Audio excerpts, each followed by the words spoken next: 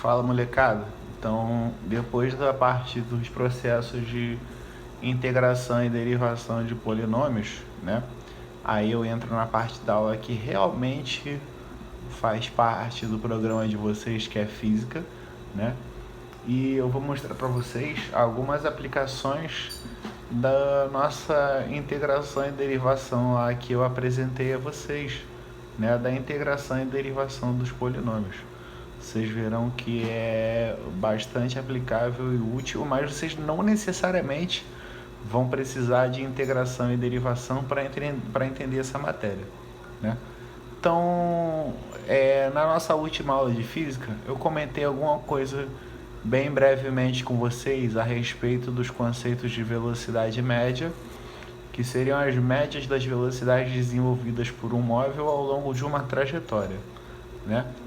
E hoje, a partir da nossa aula de hoje, eu vou comentar com vocês alguma coisa a respeito dos movimentos uniformes, tá? Então, ó, movimento uniforme, tá? Movimento uniforme é o mu, né? Movimento da vaca, mu. Nossa, que piada idiota, né? O que tem o movimento uniforme? O movimento uniforme, como vocês já estão observando aí, no próprio sentido da palavra, uniforme é uma única forma, tá? Então, o que eu quero dizer com isso? No movimento uniforme, o meu móvel percorre a trajetória desenvolvendo sempre a mesma velocidade. Então, o movimento uniforme é qualquer movimento em que o móvel percorra, então o móvel percorra sua trajetória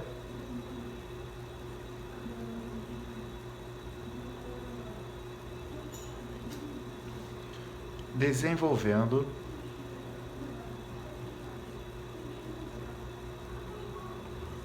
velocidade constante, tá?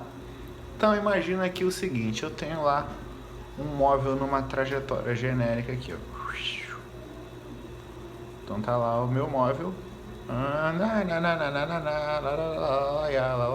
andando na felicidade lá, ó. Meu móvel andando lá, certo? E aí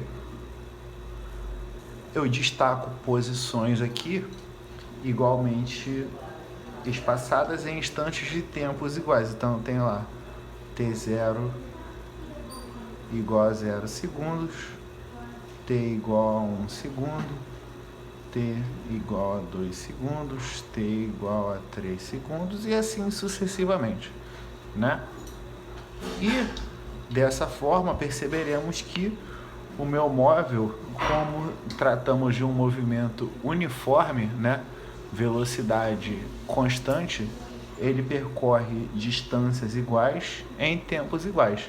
Então, se eu for observar as posições destacadas em intervalos de tempo de 1 segundo, eu vou observar que ele vai percorrer distâncias iguais em tempos iguais. Então, por exemplo, se eu disser que em 1 segundo que ele andou 2 metros, no próximo segundo ele vai andar mais 2, então ele vai estar na posição 4, 6, 8 e assim sucessivamente, ok? Então, eu posso afirmar, observando esse fato, distâncias iguais e tempos iguais, que o meu movimento é uniforme. Como eu já comentei com vocês, a nossa velocidade média, a média das velocidades de um móvel desenvolvidas ao longo de uma trajetória, é sempre representada pela relação V, né, igual a ΔS sobre ΔT, né? Onde ΔS é a minha distância percorrida, né? Que costumam ensinar para vocês erradamente como espaço, mas na verdade é distância. E ΔT é o intervalo de tempo, tá? Então, ó, ΔS sobre ΔT, distância percorrida por intervalo de tempo. E aí, uma coisa legal aqui da história, né? Vocês já puderam notar que a velocidade do móvel é constante ao longo da trajetória, a velocidade se conserva, né? Se a velocidade se conserva, vocês entendem que velocidade média é a média das velocidades desenvolvidas por um móvel ao longo de uma trajetória, né? E aí existe uma conclusão matemática muito interessante e muito importante aqui, né?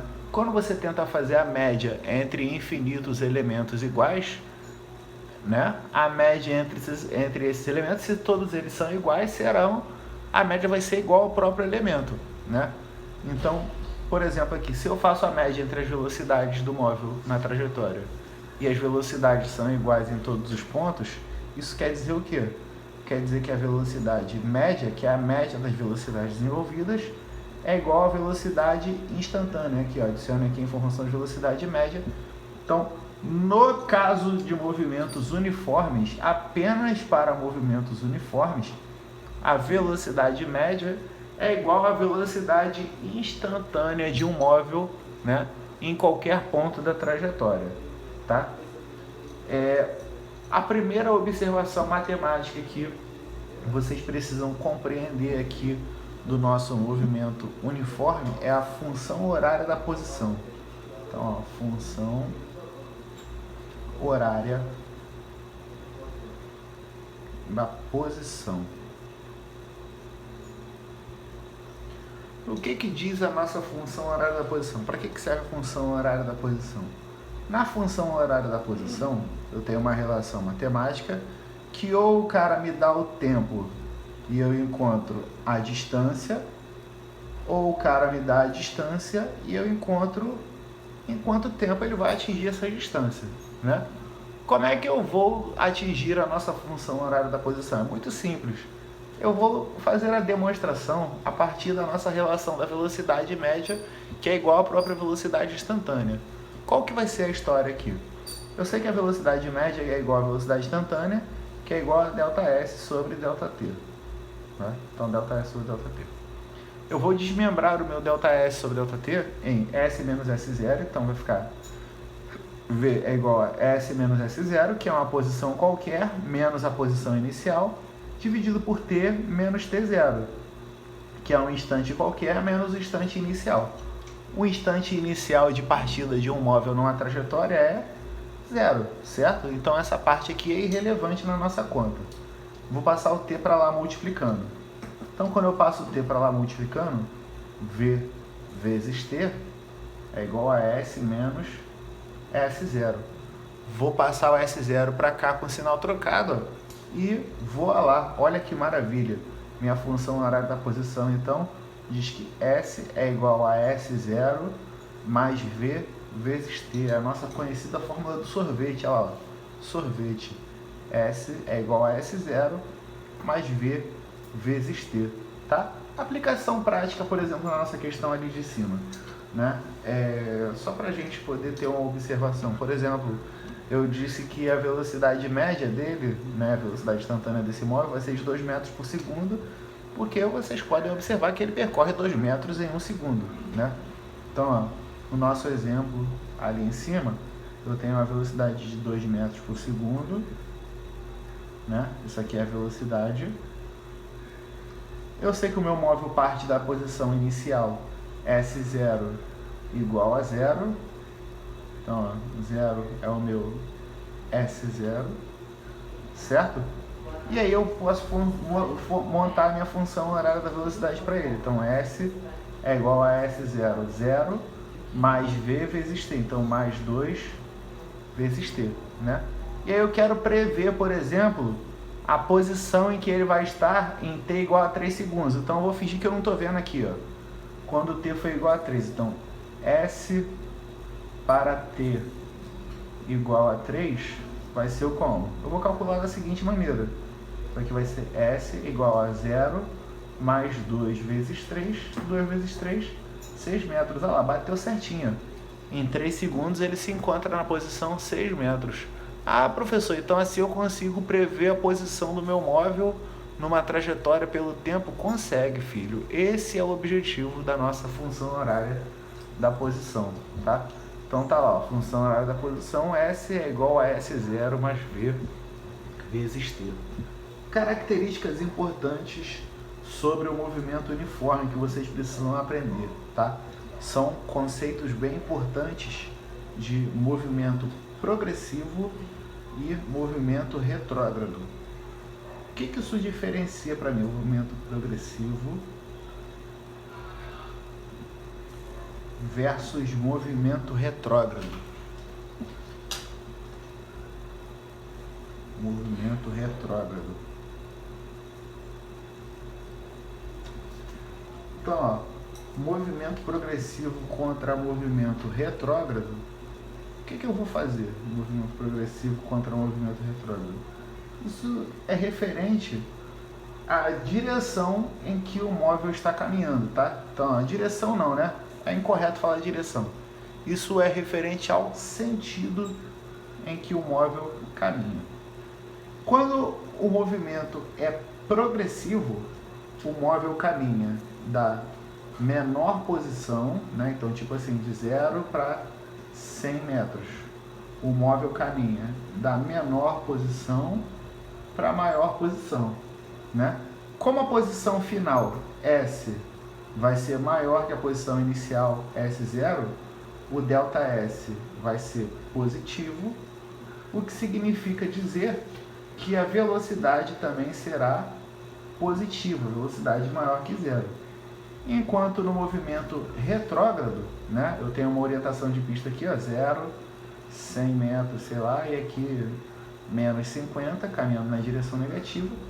Se o móvel caminha nessa direção, na direção contrária ao que eu orientei como positivo, o meu S vai ser menor do que o S0. Se o S é menor do que o S0, o ΔS torna-se negativo e, portanto, a velocidade também será negativa. Tá? Em palavras mais simples, movimento progressivo, o móvel caminha na direção positiva, velocidade positiva. Tá? Movimento retrógrado, o móvel caminha na direção negativa, velocidade negativa. Ok? Mais aspectos e relações super importantes e um pequeno bônus aí ao final para vocês, tá? Os gráficos de movimento uniforme. Então, ó, gráficos de movimento uniforme. Então, ó, nos gráficos de movimento uniforme, eu tenho lá o gráfico da posição versus tempo, tá? Que é importante vocês entenderem, e o gráfico da velocidade versus tempo. Prestem bastante atenção. No gráfico da posição versus tempo, vocês poderão observar duas modalidades para movimentos uniformes: posição versus tempo.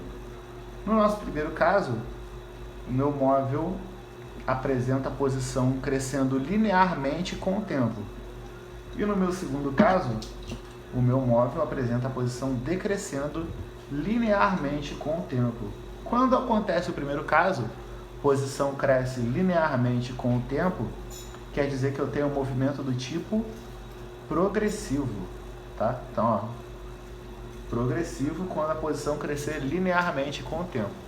Quando a posição decresce linearmente com o tempo, eu tenho um movimento do tipo retrógrado. Então, movimento retrógrado, posição decresce linearmente com o tempo. E além disso, eu tenho uma observação bastante importante aqui, que talvez por hora vocês não sejam capazes de compreender, mas com mais alguns conhecimentos geométricos futuramente, certamente vocês serão capazes de entender, tá? Quando eu tenho a curva característica da posição versus tempo no movimento uniforme, essa curva forma um determinado ângulo θ com horizontal, tá? E aí vocês vão achar meio esquisito o que eu vou falar agora, mas depois vocês vão entender. A velocidade V do meu móvel é numericamente igual à tangente do ângulo θ quando o movimento for uniforme. Então a velocidade é numericamente igual à tangente de θ, tá? E o outro gráfico que vocês precisam conhecer é o gráfico velocidade versus tempo, tá? Velocidade versus tempo. O que vocês precisam entender sobre o gráfico velocidade versus tempo? O gráfico velocidade versus tempo, vocês terão isso aqui, ó.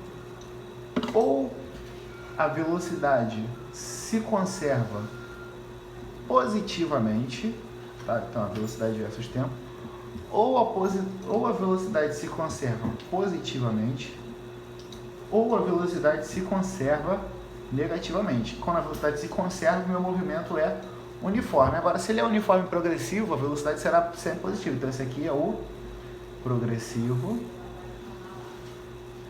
E se ela se conserva negativamente, ele é uniforme e retrógrado, tá? Ele caminha na direção negativa da trajetória. E além disso, ok? Além disso, uma outra propriedade importante aqui, antes do plus que eu vou passar para vocês, né? Quando eu tenho gráfico velocidade versus tempo,